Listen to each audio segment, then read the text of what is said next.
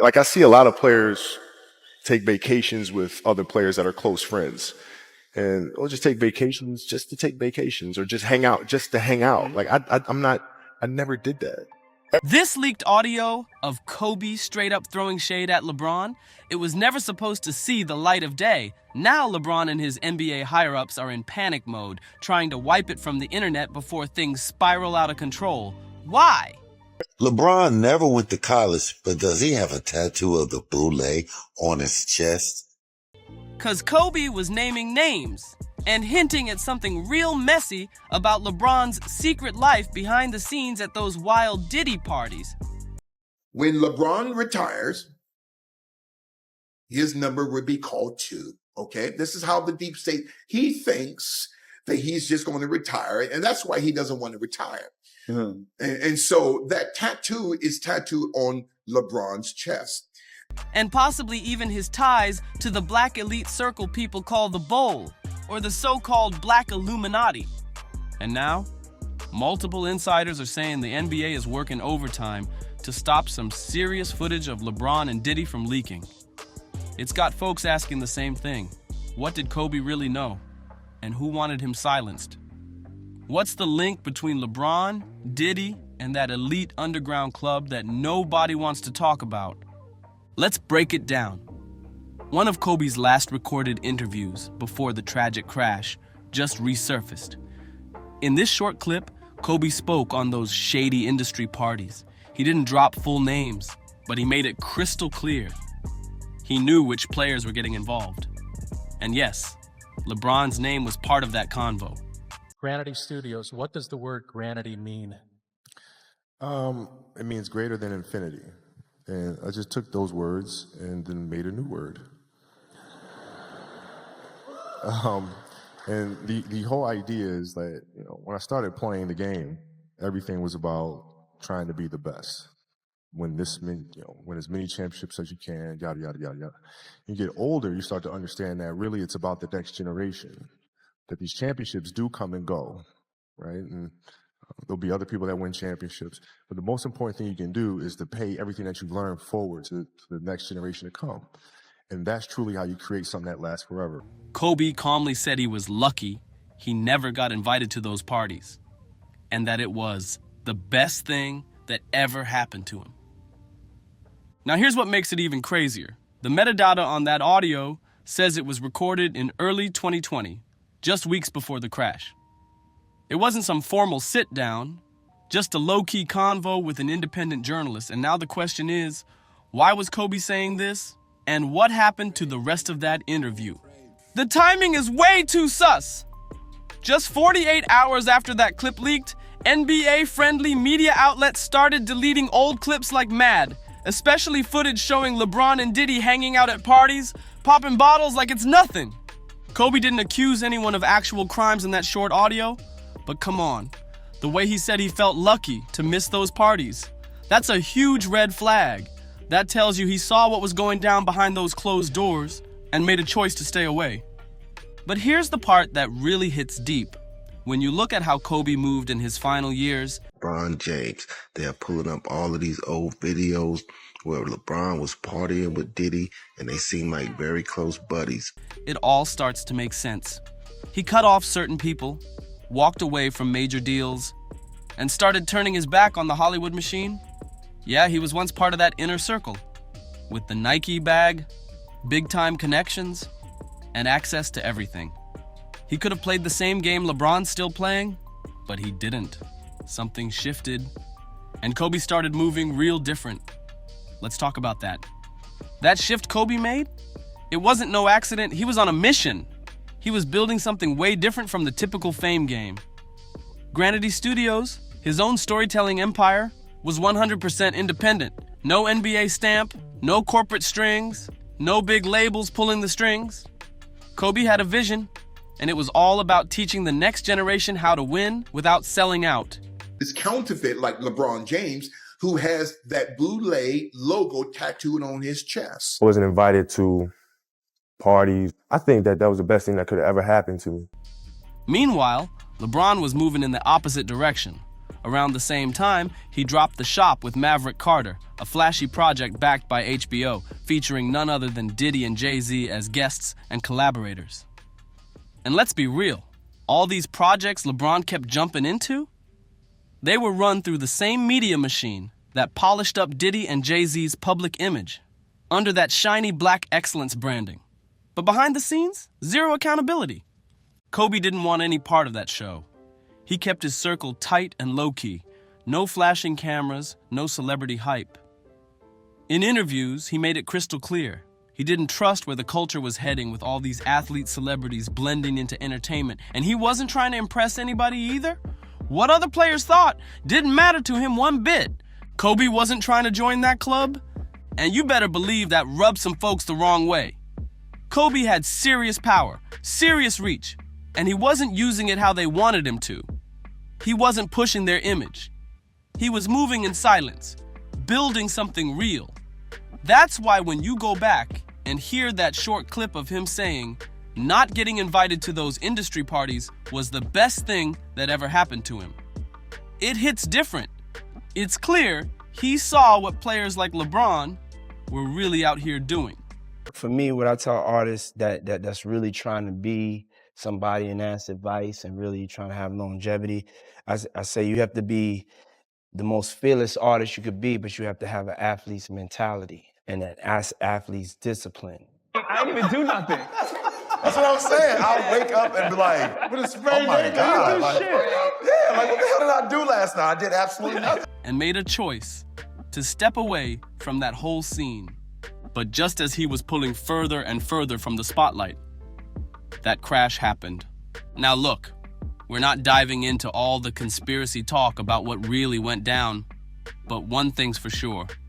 The same folks Kobe was distancing himself from, they're the exact ones now scrambling to hide every single clip, every piece of footage, and every link that might expose too much.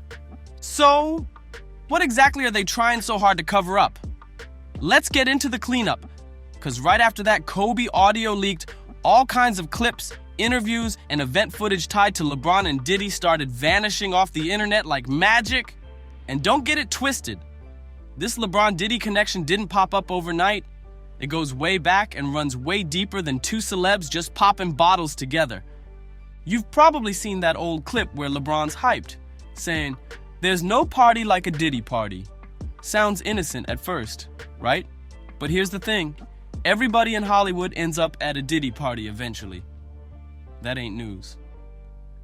What is raising eyebrows now is that LeBron wasn't just some random face in the VIP section. For years, people been whispering that Bron had a much tighter bond with Diddy. And now, more and more footage of them together is suddenly reappearing after it was buried. And get this. Back in November 2018, LeBron pulled up to Diddy's 49th birthday bash in LA. Same night his Lakers squad got smoked by the Raptors. He took an L on the court, but still showed up to party like it was no big deal. Fans weren't feeling that at all. Folks started calling him out in public, and some even heckled him over all those sketchy rumors tied to Diddy's infamous parties. And let's just say, LeBron wasn't smiling about it. So breaking news tonight in the helicopter crash that killed Kobe Bryant, his daughter, and 7 others. Tonight, authorities say there is no evidence of engine failure, and so now a new focus on the pilot and on the conditions. Again tonight, ABC's David Curley.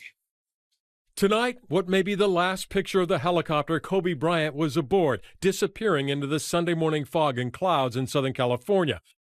No signs the rotors or engines failed. They appeared to be operating at the time of the crash. Witnesses hearing a normal-sounding helicopter, according to the NTSB report. Bryant, his daughter, and friends heading to a basketball game, along with the pilot. All 9 died in the fiery crash. That's when things took a wild turn. Jaguar Wright came out swinging, throwing heavy accusations at both LeBron and Diddy. And in the chaos, she even dragged LeBron's son Bronny into the convo, adding fuel to an already messy situation. But the part that really shocked folks, LeBron's name actually appeared in one of the lawsuits filed against Diddy. Yeah, you heard that right. The lawsuit came from a man named Joseph Manza, who claimed he was violated at a Diddy party. and that LeBron was there when it all went down. According to court docs obtained by People, Manza said someone drugged his drink before he got taken to a house on Miami's Star Island during Diddy's son Christian's birthday bash in April 2015. That house? It reportedly belonged to Gloria Estefan and her husband Emilio at the time. Manza claimed Gloria saw he was in bad shape and told someone to call an ambulance. But Emilio allegedly shut it down. And this is where LeBron's name enters the situation. So here's where things get even wilder. According to the lawsuit, Manza, who was only wearing a bath towel, said he was stumbling around the house when he ran into LeBron in the hallway. And what happened next? He claims LeBron turned to someone nearby and said, "Y'all better do something about that." That's what the lawsuit says. Manza then claims he was taken through some secret underground tunnel that led straight to Diddy's main mansion. And when he started waking up, that's when things got seriously disturbing. He says he realized somebody had strapped an adult toy to his face. Not just that, there was a locking device attached to a mask and the thing was sticking out of his mouth.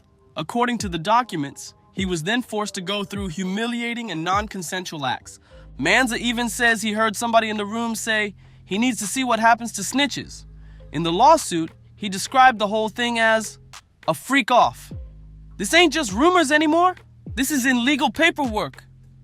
Now, when all this blew up, LeBron's camp moved fast. His spokesperson hit up TMZ and said the whole thing was demonstrably false and didn't even deserve a real response. No, ain't no party like a Diddy party, so. Yeah, that's what's up.